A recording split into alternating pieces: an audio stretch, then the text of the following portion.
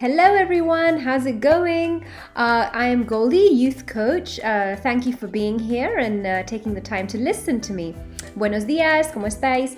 Soy Goldie y hoy vamos a hablar de la confianza. Today's topic is called confidence. And where does it come from? Where do we think it comes from? And essentially, it's an extremely important element of our character, of how we project ourselves to the world. It's almost like a magnetic feeling, right? So you want to be around confident people because they inspire you. You want to feel confident because when you feel confident, you perform better. As a teenager, this is one of the hardest things to sometimes feel, self-confidence. But before we get into, where it actually comes from, what I want to address is where a lot of us believe it actually lies, okay? So the first part where we think confidence lies is in our relationships. So we call this relationship-centered confidence. If you have a boyfriend, if you have, a friend, you're having, a good time with them and the dynamics between you guys are going super well, that obviously boosts your confidence, right? But the minute that something goes wrong, you have a breakup. What is the result of this? Very often it dips your confidence right down bottom low. Yes, so that's number one. The second type of confidence, which we rely on very heavily, is accomplishment-centered confidence. So getting into the right school, getting all A's in your exams. The overachievers rely on this type of confidence a hell of a lot. So if you're a sporty person, you always want to win. You want to be the best on your football team. And then essentially the day that you have a bad performance in sport or even academically, again, this brings you down. It plummets your confidence, right? So that was the second one. The third one is image-based confidence. So what are people saying about you?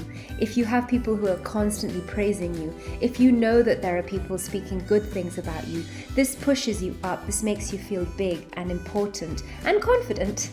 So that is the third one. And obviously when you hear from somebody or directly somebody tells you to your face something not very pleasant, again, what does that do? Yes, it brings your confidence down. And the fourth one is comparative based. So we fall into the trap of thinking that we are better than the other person. We are more beautiful, we are more smart, we are richer, we have a better car. And somehow, without admitting it, we are actually relying very heavily on these comparisons, and they offer us a small cushion of comfort to think that life is going well because we are better than the next person. Doesn't that sound so arrogant? But unfortunately, that is also a very important element where we base our confidence on.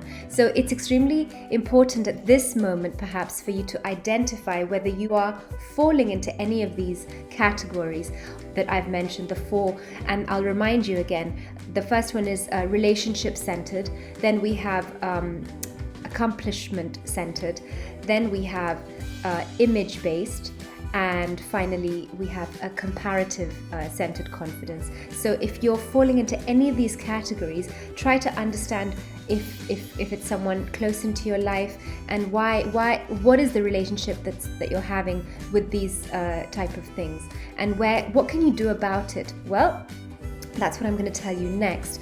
True confidence, or as Brené Brown calls it, grounded confidence. Why is it grounded? Because it's in the pit of your stomach. It actually lies within you. The things that I've spoken about so far are all external. So you are allowing an external factor, element, performance, a boyfriend, to affect how you're going to feel about yourself, right? This is very volatile. So the truth is that grounded confidence is always within us. And actually, you can become more confident precisely in moments of highest vulnerability and curiosity. So it's when you're going through something extremely hard and you're doing something very challenging, there's that little voice at the back of your mind that tells you, this is very awkward and uncomfortable, but I've got this. Yeah, I'm sure you know that feeling because we've all been through it. And those are the moments that we must, seek to embrace, because that is what grounded, true, real confidence is. How do you do it? Well, it's very easy. You have to tell yourself that you're not going to base your day, the way you start your day, on what happens outside, because the truth is, confidence is completely in your control. How's that? Well, it's very simple. Confidence is actually an emotion, and our emotions come from our thoughts. So, how are you choosing to program your thoughts the minute you wake up, or you're in a situation which can seem slightly challenging, slightly difficult? It's inviting you to step out of your comfort zone. You can control that. You can decide to be, a quitter or a person who decides to go for it. Okay.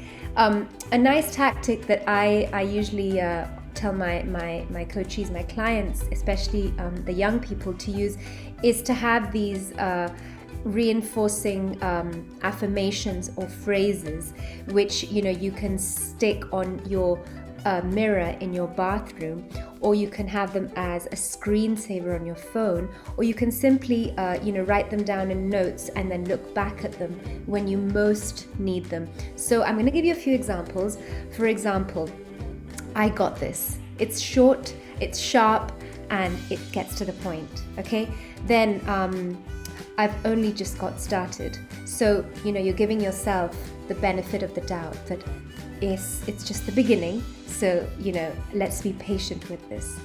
I accept my entire self today. So we're not always going to wake up with, a smile on our faces. There are going to be conditioning factors which can bring in new feelings. And that's absolutely normal. It's absolutely fine to feel sad and angry. But what it's not acceptable is if you're angry, you get to yell at someone. No. And if you're frustrated, it's also not okay to interrupt or roll your eyes at someone, because that decision you make between the feeling and the action is where your confidence lies entirely. Okay.